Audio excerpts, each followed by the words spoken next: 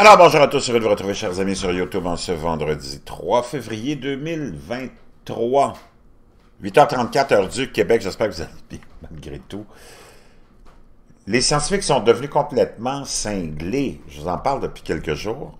Une autre histoire, mais vraiment une autre histoire d'horreur, qui nous démontre à quel point ces gens-là n'ont pas grand-chose à faire dans la vie.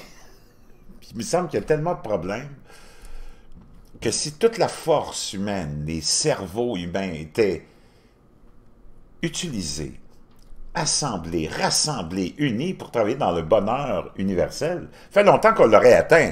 Des scientifiques injectent de l'ADN d'alligator dans des poissons pour créer des créatures mutantes qui vivent plus longtemps. Ça nous vient du US Sun, il y a une couple de jours, je gardais ça. Ben, en fait, depuis le 1er février que ça a été publié. Les scientifiques ont mis de l'ADN d'alligator dans le poisson-chat pour les faire vivre plus longtemps. Ce qu'on demandait aux poissons-chats, c'est qu'ils voulaient vivre plus longtemps. Des millions de poissons sont pêchés chaque année dans le monde, mais, d'ailleurs, pêchés par le même monde, des grosses entreprises, hein? Mais près de la moitié sont tués à cause de maladies. Cependant, des études ont montré qu'en insérant des gènes d'alligator dans le poisson-chat, leurs chances de survie sont multipliées par 5. Mais quand les grands bateaux qui appartiennent à des grandes corporations viennent racler le fond des océans et ramassent tout, que tu aies eu des gènes ou non qui te permettent de vivre plus longtemps, tu ne vivras pas plus longtemps.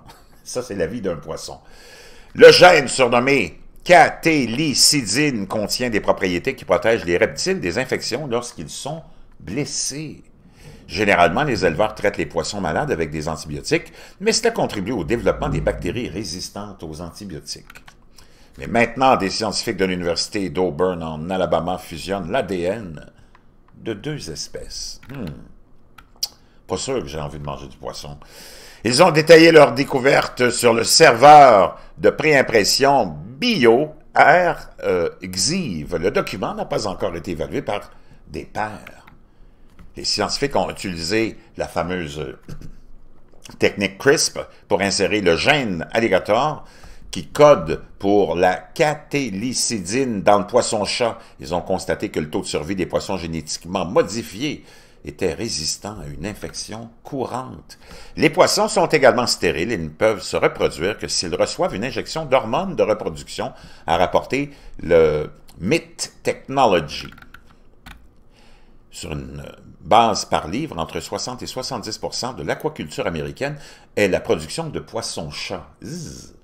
Explique Rex Dunham, qui travaille sur l'amélioration génétique du poisson-chat à l'université d'Auburn, en Alabama.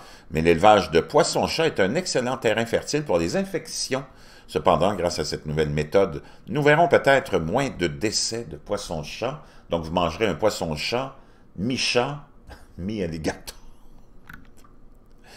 Donc, ça vous démontre à quel point, wow, je ne le sais pas, mais aïe, aïe, aïe, aïe, aïe, aïe, aïe. Il existe plus de 3000 espèces de poissons-chats dans le monde et ils sont principalement élevés pour la consommation humaine. Ah oui? Je vous laisse ça dans la boîte de description. Vive la science!